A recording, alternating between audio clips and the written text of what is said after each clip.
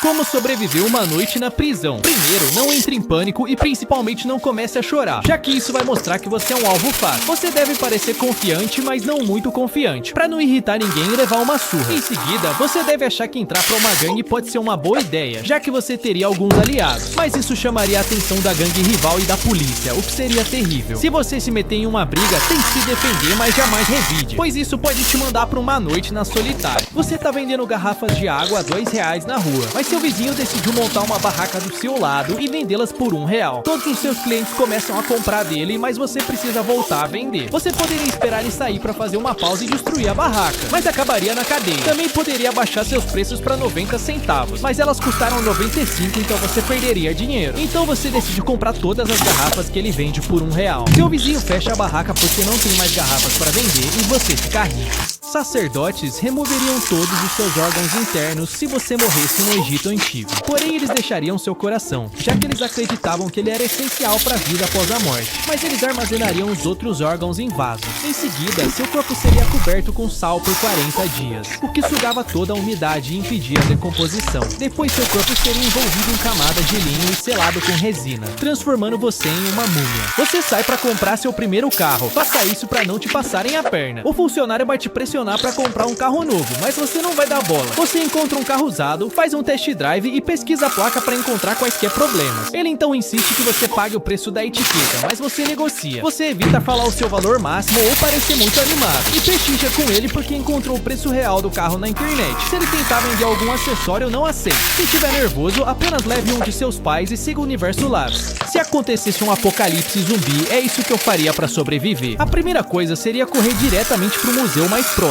e ir pra seção de artigos medievais para pegar as armaduras, já que é praticamente impossível um zumbi morder elas. Em seguida, você provavelmente deve achar que as armas são a melhor opção para se defender, mas você vai ficar sem munição muito rápido e o som atrai mais zumbis. Por isso a melhor arma na verdade é um tênis, para te ajudar a correr mais rápido, e um lança-chamas só para garantir. Por fim, eu só teria que escolher um dos dois melhores lugares para viver: uma montanha fria onde eles iriam ficar congelados, ou iria pro meio do mar, já que eles não sabem nadar. Esses são os criminosos mais bonzinhos do mundo. Um homem invadiu uma casa para roubar o cortador de grama, mas quando ele viu que o jardim estava totalmente bagunçado, ele decidiu cortar. Quando ele estava terminando o jardim de trás, o dono da casa acordou e chamou a polícia. Ele conseguiu escapar e o dono da casa desistiu da denúncia. Na Inglaterra, um ladrão entrou na casa de uma idosa para roubar objetos de luxo, mas quando ele entrou, percebeu que ela realmente era muito pobre. Ele sentiu tanta pena que deixou uma nota de $2 na mesa com uma mensagem: "Você precisa mais que eu". Alguns soldados abriram a caixa de munição, mas encontraram apenas balas Tutsi. Acontece que balas Tutsi, na verdade, era um codinome para balas de morteiro, uma munição que os soldados precisavam com urgência. Mas o soldado que recebeu a ordem de comprá-las não sabia que se tratava de um codinome e acabou enviando os doces. A princípio, os soldados ficaram muito irritados, mas o frio congelou toda a comida que eles tinham e os doces serviram de alimento por mais de uma semana. Eles até as usaram para tapar buracos de bala, aquecendo elas e deixando elas esfriarem nos buracos. Toda a sua turma tem que fazer uma apresentação. É melhor ser o primeiro ou ir por último? Seu amigo Labs decide ser o primeiro. Por sorte, o professor vai dar uma nota boa, pois não tem ninguém com quem comparar. Por outro lado, Rafael escolhe ser o último e passou a aula inteira nervoso. Além disso, percebeu que em cada apresentação explicaram vários pontos que ele pretendia abordar. Eu te recomendo em segundo ou terceiro. Assim você observa o primeiro e evita os erros mais comuns.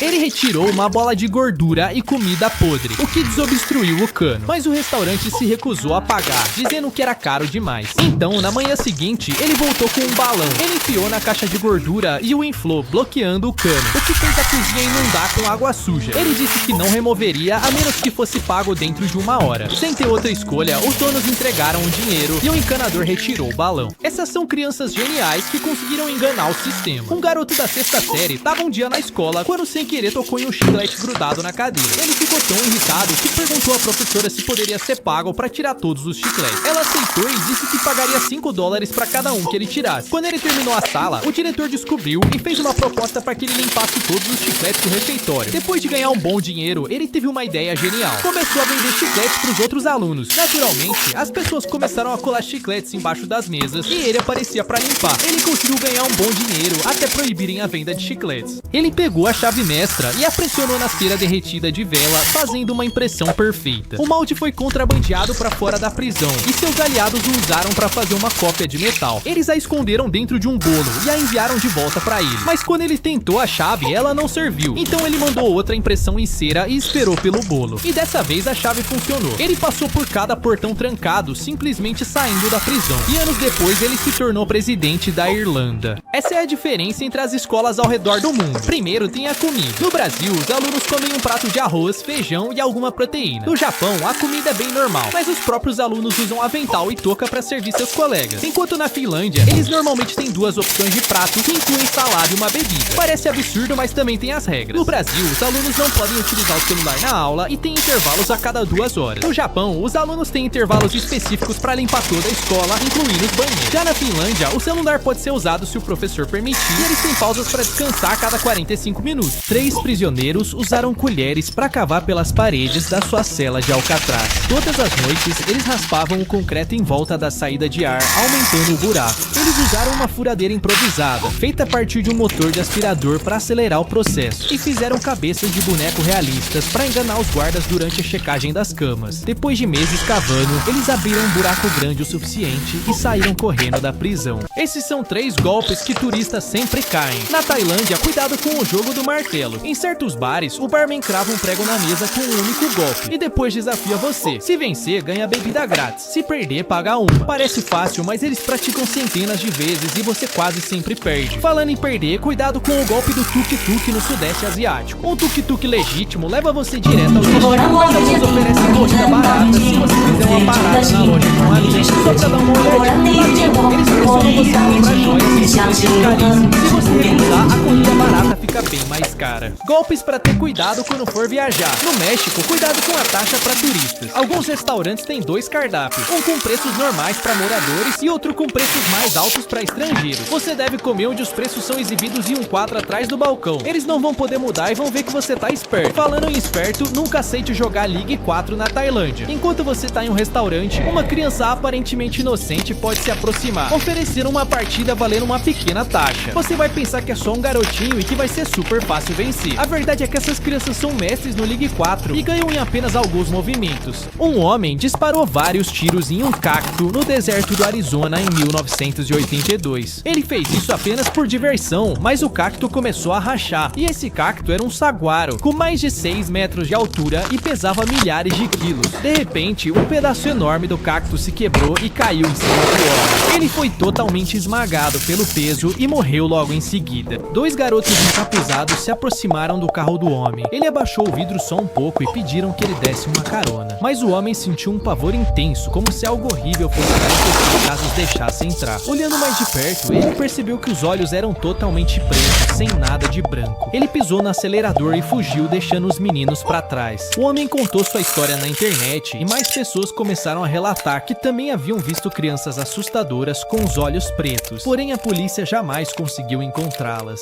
Uma bomba foi amarrada ao redor do pescoço de um entregador de pizza em 2003. Ele afirmou que foi forçado a assaltar um banco por estranhos que prenderam o dispositivo nele. Depois do assalto, foi instruído a seguir uma série de pistas que desarmariam a bomba em contagem regressiva. No entanto, as pistas o levaram em círculos e a polícia o prendeu enquanto ele ainda tentava resolvê-las. Ele implorou por ajuda enquanto o cronômetro da bomba diminuía. Eventualmente, foi revelado que esse homem na verdade estava envolvido no plano. Os outros cúmplices disseram a ele que a bomba era falsa, mas quando o tempo se esgotou, o dispositivo explodiu, matando-o instantaneamente.